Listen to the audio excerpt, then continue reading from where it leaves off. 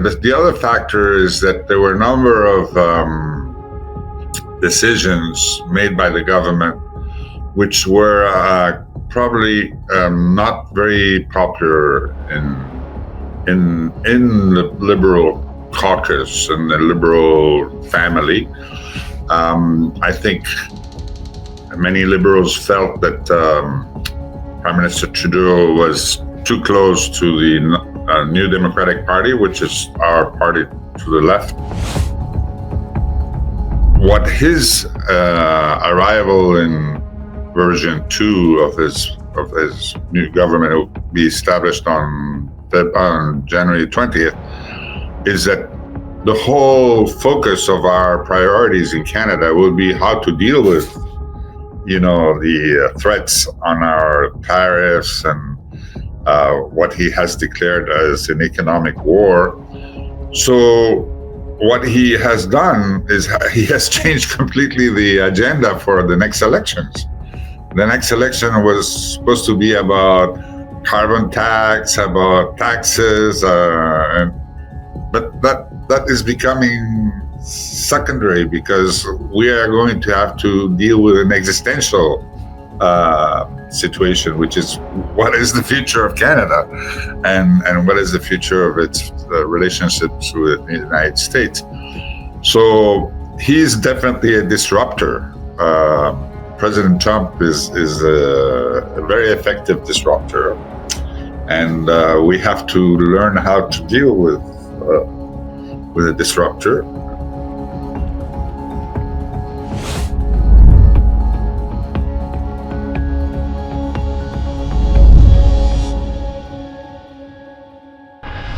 It's been a week since Justin Trudeau resigned as the Prime Minister of Canada.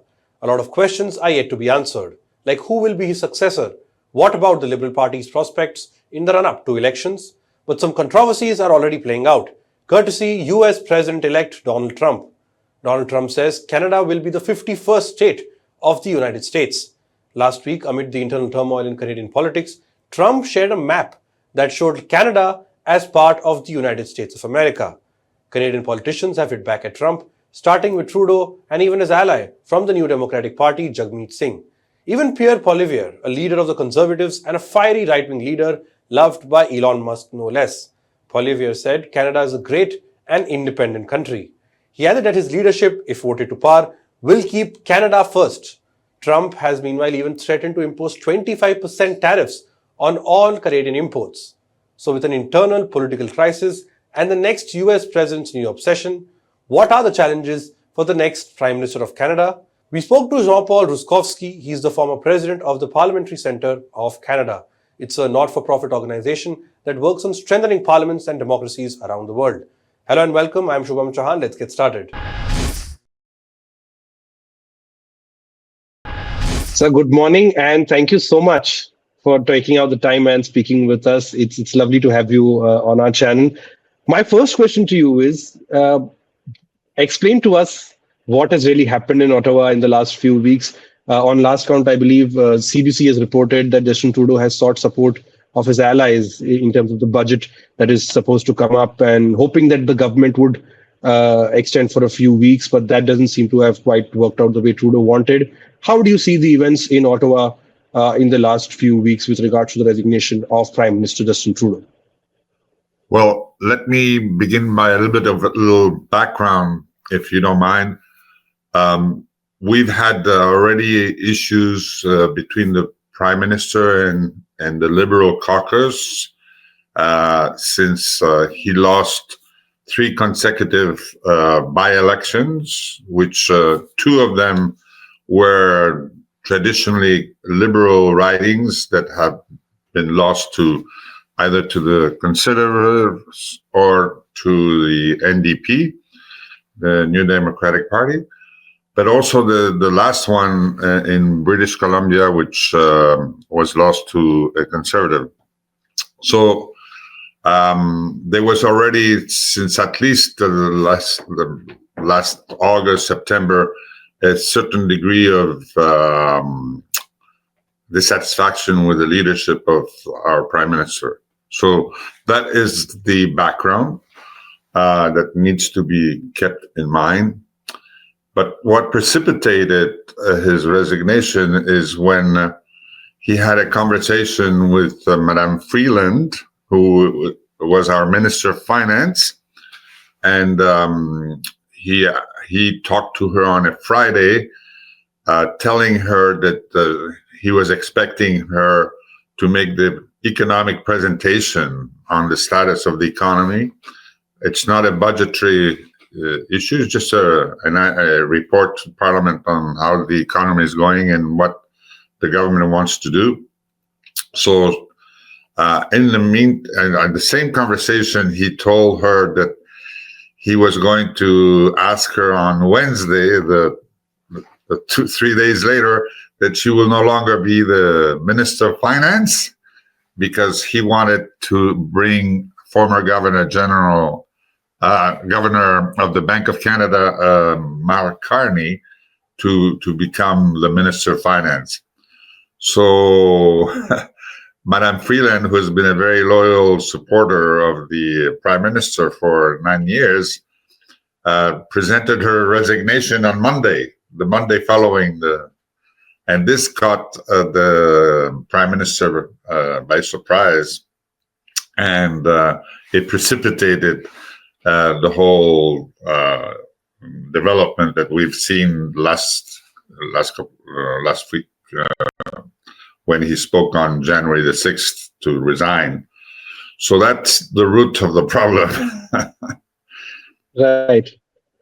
How come a leader that was once touted as the face of the Liberals, especially on the global stage, this young Liberal leader who's in charge of Canada, from there to suddenly being this unpopular leader within his own government, within his own party? I remember in his address where he announced his resignation, he said he cannot continue if he has to fight internal battles within the party and his government. What changed in all these years with regards to Trudeau, sir? Well, it's a very good question.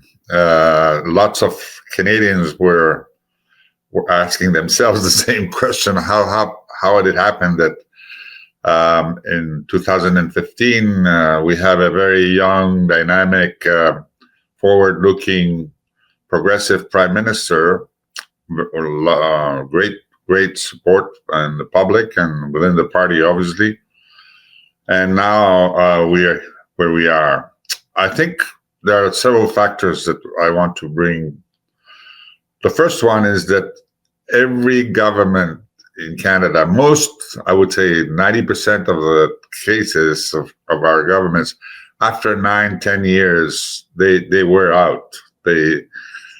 Power is no longer attractive to those who are in power. In other words, there's a certain degree of how would I call it? It becomes a stale government, right? So that's a factor. But the other factor is that there were a number of decisions made by the government which were probably not very popular in the Liberal caucus and the Liberal family. I think many Liberals felt that Prime Minister Trudeau was too close to the New Democratic Party, which is our party to the left, and they didn't feel very comfortable. The expenditures of the government, went up very rapidly, especially because of COVID. But then later on, there were no signs of restrictions in the spending. So that's another reason why I think he lost the popularity. And there are many other promises that were not kept. One of the major ones, and he referred that when he spoke about his resignation, that he regretted, is that he offered to have a change in our electoral system by bringing the opportunity to Canadians to have a ballot where they can have a preferential choice. And that did not occur, that to me was the first indication, especially among young leaders, young Canadians, that he was not reliable and that he didn't pay attention to what they wanted. So, yeah, it's easy to be a celebrity and lose it. It's public has some very critical views on leaders. Right. How would you look back and sort of assess the last 9.5 years of Trudeau? His father was the prime minister, Justin Trudeau, like you said, this young dynamic leader. There were some promises that weren't kept during his tenure. What is your assessment? Because I will come to the India aspect of this as well. You mentioned about NDP. I'll also tackle along the India question. But first, your overall assessment sitting in Canada and your assessment of Trudeau's tenure, almost 10 years as the Prime Minister of Canada. Well, I think when we look at the history of this government 10, 15, 20 years from now, we would have to give them credit on a number of fronts.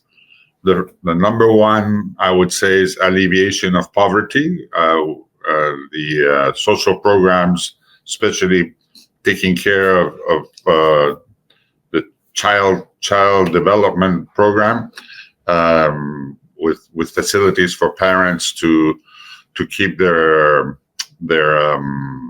children in safe places during the day so they can work. So we reduced the poverty. We increased the number of women in the market. More women were working. We increased the wealth of Canadians. So that's one aspect that I think the child benefit program will definitely be one that Trudeau will be able to claim as part of his legacy. The other is the whole reconciliation with the Indigenous and the First Nations. So that, I think he also will be remembered as having done quite a bit on that front. And the third, I think it's on the environment, on the climate change. I think his contribution to mitigate climate change will be recognized in about 15 years or so, when we'll be in different situations. I won't be alive. Right. What I want to talk about now is the United States and Canada. We've seen what has happened with regards to now President-elect Donald Trump. He's been making these claims of the 51st state of America. It would be Canada. Elon Musk has gone on Twitter saying he's the Governor General. That is what he told Trudeau on X. How do you see these dynamics playing out with now Justin Trudeau exiting office, the rise of a leader, of someone like Trump in America, and whoever would possibly be the next Prime Minister of Canada? You foresee that to be a big challenge for the next Prime Minister when it comes to their equation with the Americans, given the statements that Donald Trump has already made? Very good. I think the impact of the arrival of Trump number 2 version, Chapter 2, is definitely a significant phenomenon, politically speaking, that will have an impact geopolitically. It is definitely a new game that we are faced with. And it's not only for Canada. I want to emphasize that what we're seeing is not only dealing with Canada, it's also dealing with Panama and Greenland, and who knows what will be the next target. But what his arrival in version 2 of his new government will be established on January 20th is that the whole focus of our priorities in Canada will be how to deal with, the threats on our tariffs and what he has declared as an economic war. So what he has done is he has changed completely the agenda for the next elections. The next election was supposed to be about carbon tax, about taxes, but that is becoming secondary because we are going to have to deal with an existential situation, which is what is the future of Canada and what is the future of its relationships with the United States. So he's definitely a disruptor. President Trump is a very effective disruptor, and we have to learn how to deal with a disruptor. And I think the choice of a next leader of the Liberal Party is going to be 90% focused on how that next leader is going to be able to deal with the United States. Right. So tell me this, how is the ordinary Canadian looking at the resignation of Prime Minister Trudeau? Like you said, he started off with a lot of promise, but now with the promises that haven't been kept, is it something that was in the making for Trudeau for a long time? Was it the dissatisfaction of the Canadians with the Liberal Party at large? What is your assessment of what the ordinary Canadian is thinking about the Prime Minister's resignation? Well, this is an excellent question. I think that there's no doubt among Canadians that there's no difference than with the Liberals, is that there's a sense of relief about his departure. What we don't know is how that will impact in the preferences of choices of the party. Because, as you probably are aware that Mr. Polievre, the leader of the opposition, has been having very high scores in the preference of the electorate, right? So all the polls say that he's 45, 46, 47% popularity, which is very high in the Canadian context. When you have that type of popularity, if you go into an election and you get that, you get a huge majority. So that it looked like that so far. But with the resignation of Prime Minister Trudeau, we don't know what shift will happen, because a lot of the numbers that Polievre was getting probably are originating from dissatisfied Liberals who are expressing their frustrations by supporting him as a candidate.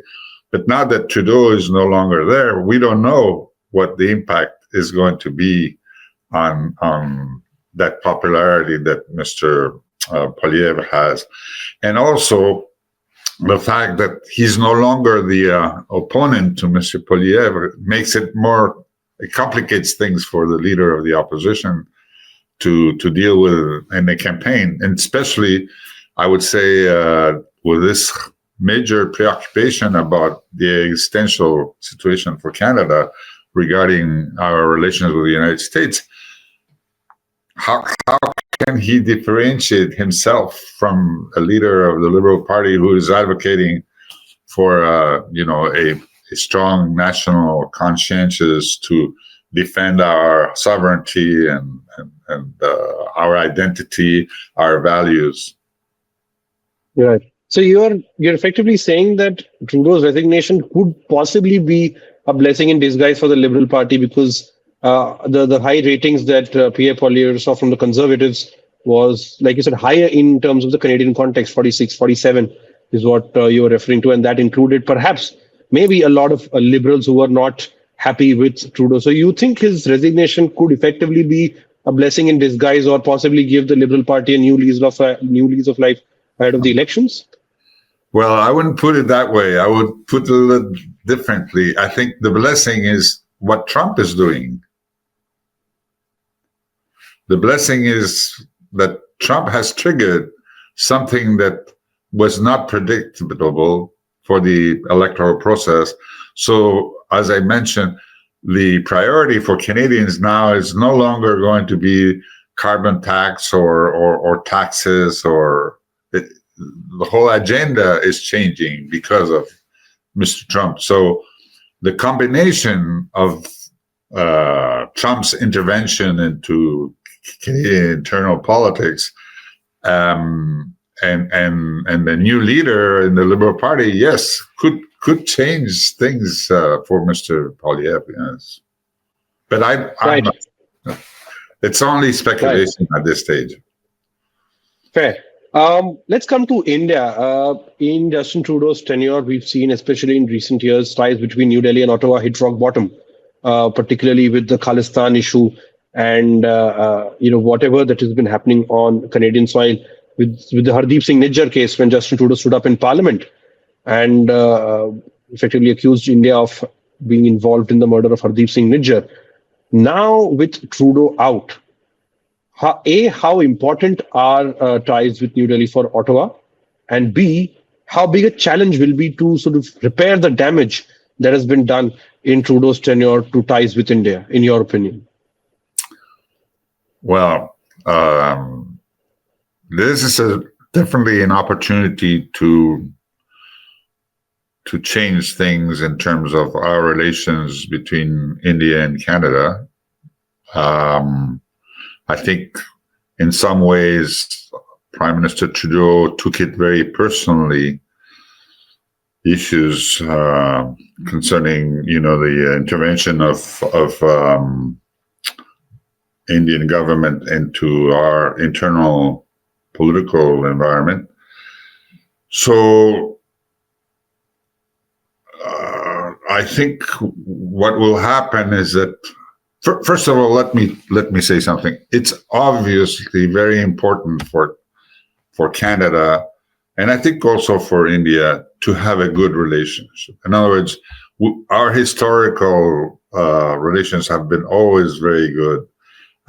As you know, in very strategic areas, the Constitution, the nuclear cooperation between Canada and India, all these things have developed, and the diaspora. We do have more than 1 million Canadians of Indian descent. So that relationship is very important, and we have to find, with renewed leaders, also the opportunity to renew our dialogue with India and sort of make sure that what may have happened in the past it may be forgotten, and then we open a new chapter in our relations.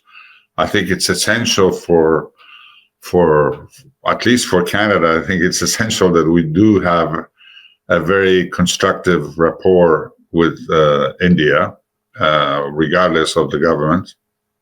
So I think it may be an opportunity, but I would say the major priority today for a Canadian leader would be dealing with the United States. I don't know how much you realize the dependence of Canadian economy on the U.S. economy, the common interests in the Arctic, NATO. There are a number of factors that are part of our relationship with the United States, and that has to be repaired. So you're saying the ties with Washington is something that will be the biggest factor to watch out for, regardless of who becomes the next prime minister? Absolutely. That would be the focus of Canadian government. Any Canadian government will be dealing with that for, I don't know, maybe a year, 2 years. One thing that we don't know is that how serious these threats on the tariffs are. Are they just a posture, and then it's going to last maybe 5 months or 6 months, or will it be lasting for a year or two? And that is what we're dealing with, a lot of uncertainty. Right, dealing with a lot of uncertainty. We'll end this conversation on that note. So thank you so much again for I know you're based in Canada. You're joining us on a early morning Saturday. Thank you so much. Thank you Well, so it's a much pleasure. for It's a pleasure. yes, and we'll see how Canadian politics plays out in the days to come, with the Liberal Party all set to kickstart the process of electing a new leader and eventually the next prime minister, with elections in Canada just around the corner. So thank you so much for speaking to HW News English. Have a good day. Stay ahead with our cutting edge news app. Instantly access the latest shorts in just 1 minute and breaking news in just 50 words. Download now for a smarter, faster news experience.